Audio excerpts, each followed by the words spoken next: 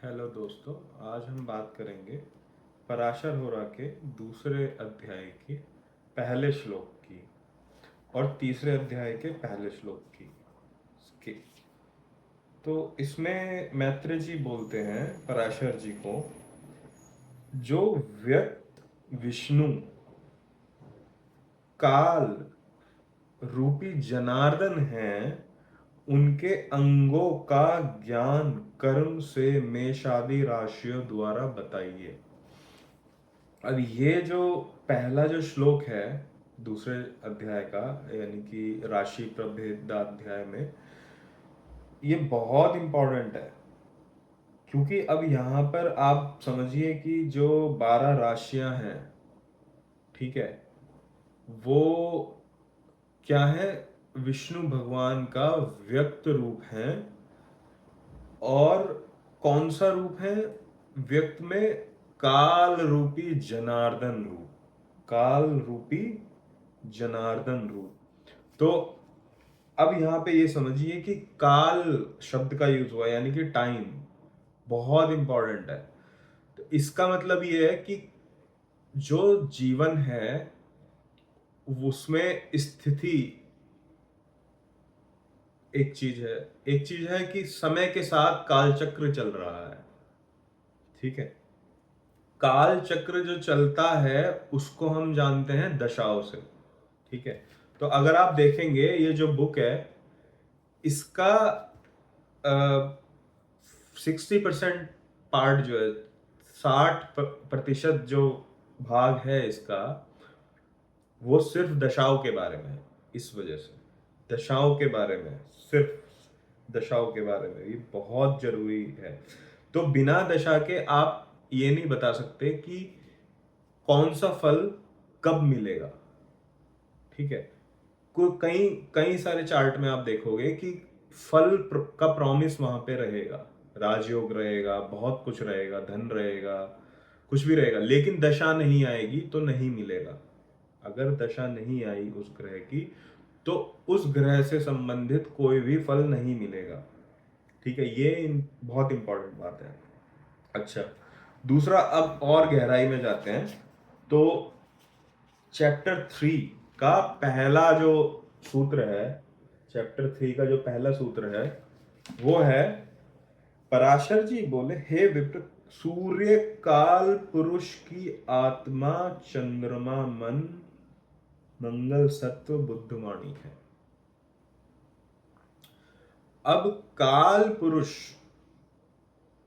के जो अंग हैं अलग अलग, वो सूर्य से उत्पन्न है, ठीक है।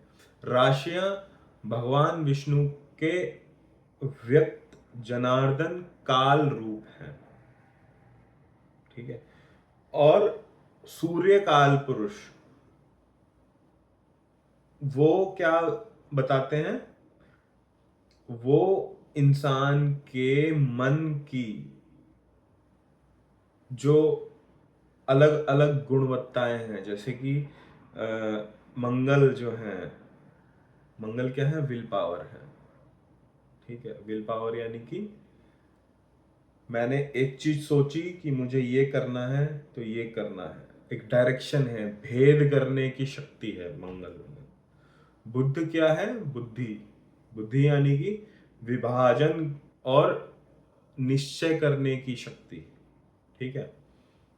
चंद्रमा मन है, चंद्रमा मन यानी कि 5 इंद्रियों का जो मिला जुला रूप है, यानी कि हमें जो अनुभव होता है वो ऐसे तो नहीं होता ना कि दिखाई अलग दे रही है चीज, सुनाई अलग, एक साथ होता है। पांचों इंद्रियां एक साथ मिलके हमें अनुभव कराती हैं। तो वो जो 5 इंद्रियों का जो मिलन है, उससे जो एक रूप प्रकट हुआ, वो चंद्रमा है, ठीक है। अब ये भी काल के अंदर चल रहे हैं, काल के अंदर चले जा रहे हैं, ठीक है। और पूरा जो सम टोटल है, सारी एनर्जीज का जो सम टोटल है, वो सन है, ठीक है। और सन किसके अंदर है? 12 राशियों के अंदर, यानी कि जनार्दन काल पुरुष के अंदर। जनार्दन के अंदर। ठीक है, तो दो तरह के समय चल रहे हैं। एक तो राशि का समय चल रहा है जो कॉस्मिक टाइम है, दूसरा टाइम है सूर्य का समय चल रहा है जो इंसान की एक लाइफ स्पैन है, जो एक जीवन जितने टाइम के लिए इंसान जीता है। ठीक है, तो इससे हमें ये समझ में आता है कि जो ज्योतिष का जो फंडामेंटल है, फर्स्ट प्रिंसिपल है, जो मूल है, मूल तत्व काल है। राशियां क्या है? काल रूपी जनार्दन। और राशियों के अंदर जो ग्रह हैं वो क्या है? वो हमारे अंदर जो शक्तियां हैं, यानी सूर्य काल रूप, काल पुरुष। ठीक है, सूर्य की जो एनर्जी है, शक्ति है, वो हमारे अंदर है। और बाहर क्या है? 12 राशियों की एनर्जी, उसका काल चल रहा है और इसका काल चल रहा है, और ये दोनों मिलके एक कहानी बना रहे हैं। ठीक है, तो जो 9 ग्रह हैं वो अंदर शक्तियां हैं 9 प्रकार की, और जो 12 राशियां हैं वो 12 प्रकार की शक्तियां बाहर हैं, जिनको हम भाव भी बोलते हैं। क्या बोलते हैं? भाव। 12 तरह के भाव होते हैं। ठीक है, तो अब इसमें बात आती है कि 12 ही क्यों भेद किए, 13 क्यों नहीं किए, 14 क्यों नहीं किए? भेद तो कितने भी हो सकते थे ना, है ना? ये एक बात आई। ये सवाल आपको, इसका जवाब कहीं नहीं मिलेगा। ठीक है, बुद्धि से ये चीज नहीं समझी जा सकती कि 12 ही क्यों भेद किए, है ना? जैसे कि भेद कर, हम संसार का भेद कर रहे हैं। संसार है ना, राशियां जो है हमारा बाहर है, संसार है, भाव है, बाहर है। तो उसको तो हम कितने में भी भेद कर सकते, जैसे हमने पृथ्वी को कई सारे देशों में भेद कर दिया, कई सारे देश निकाल दिए, 208 214 जितने भी हैं। ठीक है, कितना भी भेद कर सकते थे, 12 ही क्यों किया? तो ये एक बहुत इंपॉर्टेंट सवाल है। हम्म इसका जवाब मिलेगा आपको पुराण के अंदर। कौन सी पुराण के अंदर? पद्म पुराण के अंदर। ये समझ में आएगा कि 12 राशियां हैं, लेकिन क्यों हैं ये नहीं समझ में आएगा। ज्योतिष के अंदर बहुत सारे तथ्य इस तरह के हैं जिनका क्यों नहीं समझ में आता, तो उनको हम एक्सियम मानते हैं। जैसे कि मंगल जो है वो विल पावर ही क्यों है? बुध जो है बुद्धि ही क्यों है?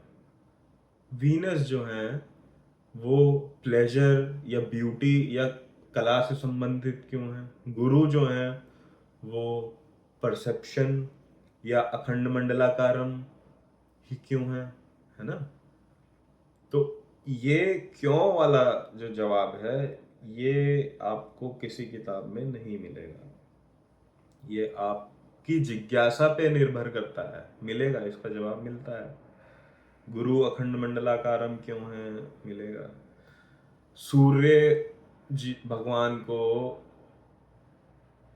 का जो को जपा कुसुम संकासम काशपेयम महाद्युतिम तमोवरी सर्वपापग्नम प्रणोत अस्मि दिवाकरम, है ना?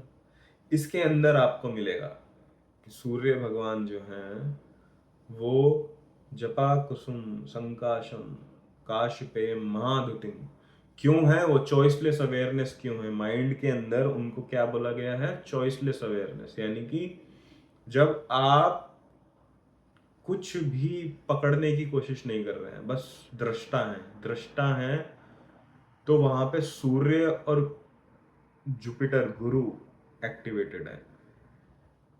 ठीक है, अब वो जो महाद्युतिम है, जब वो बन जाता है अखंड मंडलाकारम व्याप्तम येन चराचरम, है ना? तो यानी कि वो अब जो अखंड दिख रहा है सब कुछ, लेकिन उसके अखंड के अंदर चर अचर भी है। बड़ी अजीब बात है। अखंड अगर कोई चीज है तो वो तो एक होनी चाहिए थी, उसके अंदर बहुत सारी चीजें कैसे चल रही हैं फिर? तो ये एक सवाल है। ठीक है, ये आपको पूछना चाहिए कि भेद हो गया ना, खंडित हो गई। अगर चर अचर बहुत सारी चीजें हैं तो अखंड कैसे बोला उसको? अखंड मंडलाकारम कैसे हुआ? मंडल का मतलब ही है कि बहुत सारी चीजों का मंडल है, तो अखंड क्यों बोला? ये आप समझिए पहले। इसको हमने बताया है, किसी दूसरी वीडियो में बताया है आपको। गुरु सूत्र का जो व्याख्या वाला वीडियो है उसमें आपको मिल जाएगा। ठीक है। और